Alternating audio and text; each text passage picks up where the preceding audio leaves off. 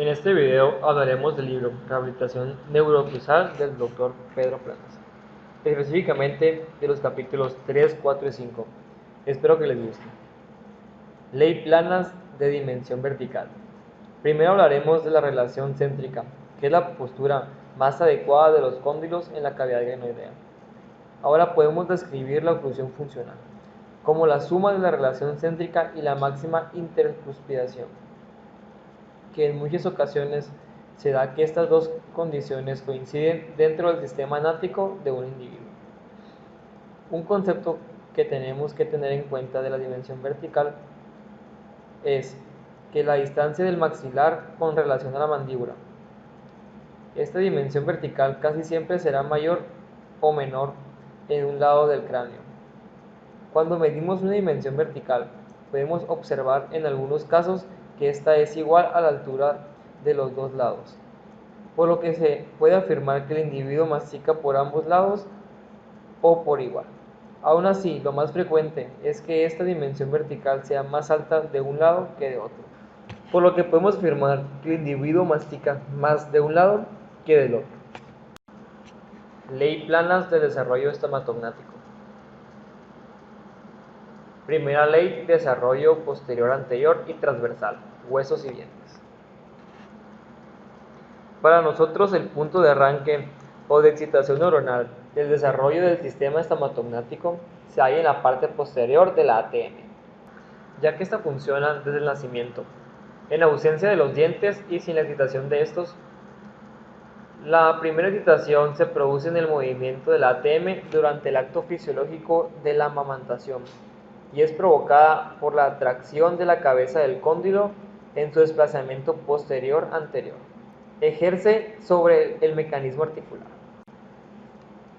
La parte posterior del menisco, que es la traccionada en el movimiento de avance y retroceso del cóndilo, posee una inervación y vascularización muy particular, que consiste en una red de vasos sanguíneos en espiral que actúan como una sobreirrigación de bombeo durante el movimiento de tracción y retracción, sobreexcitando esta zona. Durante la amamantación a pecho, este movimiento de deslización y tracción del menisco posterior se realiza simultáneamente por los dos lados, produciendo una respuesta de desarrollo mandibular. Pero desde el momento que empieza a masticar, solo se excita el lado de balanceo, produciéndose respuestas de desarrollo de la mitad mandibular de ese lado. Esta ley se expone de la siguiente forma. Número 1. La excitación o tracción posterior anterior de la ATM del lado del balanceo produce como respuesta el desarrollo en longitud de la rama mandibular de este lado. El frote oclusal funciona del lado de trabajo, produce en la mandíbula su engrosamiento y en el maxilar, su desarrollo transversal y hacia adelante de este hemimaxilar. Este frote oclusal del lado de trabajo también produce la expansión mandibular de este lado. Analizando el maxilar superior, se aprecia fácilmente un desvío hacia adelante y hacia afuera del maxilar izquierdo, en relación con el maxilar derecho, así como un desvío hacia la derecha del bloque interincisivo y línea media. Por presión y empuje del hemimaxilar izquierdo, los movimientos de lateralidad nos permiten observar del lado izquierdo es más bajo que el lado derecho, lo que permite una acoplación funcional bastante equilibrada en el lado izquierdo, que es de trabajo, y en consecuencia la realización de una masticación relativamente fisiológica en este mismo lado.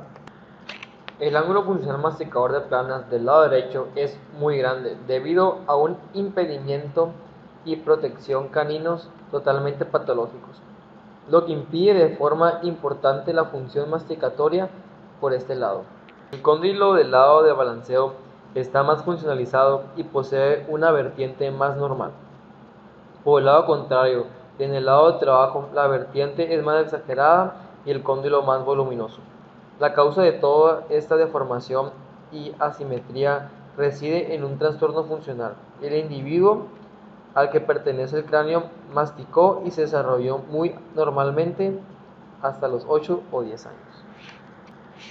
Analicemos esta ley. Ley sobre los movimientos dentarios. El caso de las siguientes imágenes es el de una boca adulta en la que se puede apreciar el desvío de la línea media inferior hacia el lado izquierdo, por haber sido este lado de trabajo durante bastante tiempo.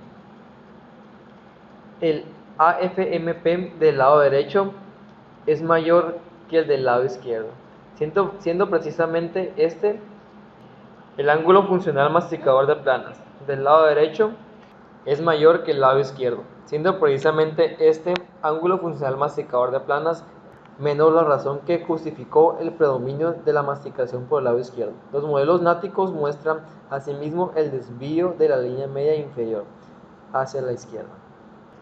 Este es otro ejemplo de lo mencionado, que se puede observar en las siguientes imágenes. Se trata de los modelos del enfermo de 12 años. Así inicia el tratamiento de rehabilitación neurooclusal para su deformación dentomaxilar. Presentaba ausencia del primer molar inferior derecho debido a una extracción por caries avanzada. Se le trató la endognatia sobremordida, protrusión incisiva superior, disto-oclusión y el resultado fue bastante positivo, como podemos apreciar en los modelos que fueron realizados en el modelo adulto. Hemos dejado dicho que la boca está en reposo la mayor parte del tiempo y que en esta posición los dientes no contactan con sus antagonistas. En este caso se existen las ATMs, según sea su turno de trabajo o de balanceo, y los parodontos, a través de su inervación correspondiente. Además habrá una intrusión y luxación de los parodontos infinitamente pequeña y una abrasión en las caras oclusales de los dientes, que toman parte de la masticación, es decir, los del lado del trabajo, asimismo interferencias pequeñas. El microtrauma fisiológico es compensado por una respuesta también fisiológica y regenerativa del crecimiento igualmente pequeña, durante las 23 horas en las que la boca permanece en reposo sin contactar los dientes inferiores con los superiores. Este fenómeno mantiene la oclusión en equilibrio, la oclusión céntrica y las dimensiones verticales. Al perderse una pieza, su antagonista no contacta, provocando que éste crezca verticalmente hasta topar con la encía en el espacio vacío. Las imágenes corresponden a la boca de un adulto con función unilateral izquierda, que al perder 3 piezas, sus antagonistas crecieron hasta topar con la encía del lado opuesto. Según la ley diagonal de Tilsman, la inflación repetida de la zona de un cordal crea una lesión periodontal del lateral superior del lado opuesto. Por elongación y traumatismo oclusal de dicho incisivo, según el autor, el enfermo mastica por un lado inflamado, siendo este el lado de trabajo. Si pretende transformar el lado de balanceo con el fin de comer por otro lado, al avanzar la rama mandibular en un movimiento de balanceo, la zona cordal inflamada se agudiza y sigue comiendo por el mismo lado. Sucede que la masticación de un lado excita solo los incisivos superiores de ese lado, correspondiente al mismo lado de trabajo, pero produciéndose la consiguiente respuesta de crecimiento en todos ellos. Si la boca funciona normalmente, el trabajo simultáneo y alternativo por el otro lado compensará los estímulos unilaterales del crecimiento proporcionados anteriormente a todo el grupo incisivo. La masticación pasa a ser unilateral durante un periodo de tiempo lo suficientemente largo. Los incisivos superiores tienden a crecer por la excitación de un solo incisivo. En este caso existe una función unilateral en la cual la disfunción crea una lesión parodontal con diastemas y crecimientos verticales de los incisivos del lado no funcional. La terapéutica consistió en un tallado selectivo y reconstrucción de la prótesis que provocaba la disfunción. El resultado puede apreciarse en la figura B, pero observemos cómo se procuró el ángulo funcional masticador de planas derecho fuese algo más bajo que el izquierdo, para que el paciente, de forma inconsciente, cambiará su lado funcional. Así, junto al cierre del diastema quedaba la boca equilibrada y la función restablecida. En esta imagen se aprecia la relativa eficacia masticatoria que el enfermo posee por el lado izquierdo y la total imposibilidad de realizar esta función por el lado derecho. Simultáneamente aparece la lesión de la ley de disfuncionalidad. Del lado opuesto al masticante, con la lesión periodontal del lateral superior derecho, pudimos hacer un tallado selectivo intenso para equilibrar el tallado derecho y reducir su ángulo funcional masticatorio de planas, con controles excesivos y durante unos meses. El resultado fue el cierre espontáneo del diastema, la curación de la lesión periodontal de etiología traumática como en el caso anterior y la desaparición del trauma por haber podido equilibrar la oclusión. En el siguiente caso presenta la lesión en el incisivo central superior derecho, pues la mínima dimensión vertical y el ángulo funcional masticatorio de planas son menores en el lado izquierdo, aunque con poca diferencia que en el lado derecho, en cuya posición llega a un borde a borde de lateral y cánica, por lo que estas piezas no han creado lesiones periodontales. Aquí el trauma ha recaído sobre el central derecho, que está en el lado no funcional, y es un ejemplo para que pueda presentarse la ley de disfuncionalidad unilateral. Ley situación del plano oclusal. Podríamos decir que existe una unidad sellada en la que las caras oclusales actúan como receptores de los estímulos producidos durante los contactos con sus antagonistas. El periodonto, con su inmensa inervación, y a su vez el hueso alveolar en sus movimientos siempre que el estímulo sean proporcionados biológicamente, y a través de las caras oclusales. Así comprenderemos cómo con nuestra terapéutica podemos obtener expansiones maxilares de 10 milímetros. Desarrollo en la situación del plano oclusal. En el lado de trabajo, el plano oclusal tiende a levantarse por su parte anterior simultáneamente. Tiende a descender por la misma zona en el lado de balanceo. Con este sube y baja alternativo se va creando la situación correcta y equilibrada del plano oclusal, condición imprescindible y la más importante para mantener un equilibrio permanente en el sistema estomatognático. En este caso, a la edad de 5 años, llegó el paciente con una endognatia y distoclusión. Se trataron casi perfectamente y dada de alta a los 12 años.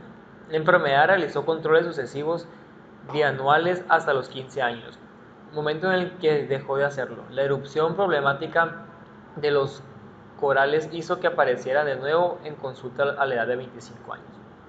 Observamos que había adquirido el hábito de comer por el lado izquierdo y pudimos analizar las lesiones que en la masticación unilaterales habían producido en una boca perfectamente equilibrada a los 18 años. Rehabilitación neurooclusal. Constitución mesoblástica. Recordemos que del mesoblasto se derivan los músculos rojos, el esqueleto, el corazón, los vasos, la sangre, el riñón, la corteza suprarrenal y las gónadas. En este individuo la talla es frecuentemente inferior a la normal. La corpulencia y el peso son relativamente excesivos, la piel rosada y la dermis nutrida. El tronco es ancho y macizo, con robustez apreciable de esqueleto y músculo. El sujeto es fuerte de espalda, el pecho es velludo, largo y ancho, y el vientre menos desarrollado. Los miembros son cortos y anchos y la musculatura bien marcada. Y el esqueleto es denso, la mano es ancha, corta y musculada. La palma contiene pocas líneas, pero limpias, anchas, profundas y coloreadas en rojo. Los dedos son cortos y cuadrados. El cráneo está bien desarrollado en todos los diámetros, pero la altura domina en la anchura. Formas brachiocefálicas y mesocefálicas. La cara tiene la barba dura, hexagonal y angulosa, por desarrollo del plano respiratorio nasal. La nariz es predominante, frecuentemente convexa y voluminosa. Para Bezoid, la mastoides es en bajo, rechoncho, cúbico y la general gruesa, con una trompa del eustaquio. Constitución cordoblástica. Recordemos que el cordoblástico equilibrado, el desarrollo de las hojas blastodérmicas por una aportación de las funciones ectodérmicas a las mesoblásticas y endoblásticas. La talla del cordoblástico es en general superior a la media. El sujeto es más bien delgado, pero el peso resulta suficiente, puesto que el desarrollo de músculos y esclerodermis resiste la relación entre los miembros y el tronco demuestra una pequeñez relativa del tronco. Constitución ectoblástica. Recordemos que el ectoblasto proporciona a la epidermis cutánea el sistema nervioso central y periférico, el gran simpático, la hipófisis posterior y la médula suprarrenal. Algunas veces el sujeto es grande, curvado, pequeño y hundido. Este tipo verdaderamente submórbido se reconoce fácilmente por la ligerez general de todos los sistemas orgánicos: piel, músculos, esqueleto y órganos interiores. La talla es frecuentemente mediana, la gran falta de endoblastos y mesoblastos exagera el predominio del factor ectoblástico. El desarrollo del tronco es siempre insuficiente comparándolo con el desarrollo de las extremidades, en especial las inferiores. Las formas son unidas. El tronco es estrecho y aplanado, tanto el pecho como el abdomen. El ángulo epigástrico es agudo. La laptosis visceral es la regla. Las deformaciones parafórmicas del esqueleto son frecuentes. Escoliosis y cifosis dorsal. Lordosis lumbar, hundimiento del esternón y pies planos. Los miembros son alargados, con hipotrofia del brazo más que el antebrazo, e hipotrofia igual de músculos de pantorrillas. La mano es larga, delgada y poco musculada. La palma contiene numerosas líneas mal definidas y poco profundas. Los dedos son largos, delgados y frecuentemente puntiagudos.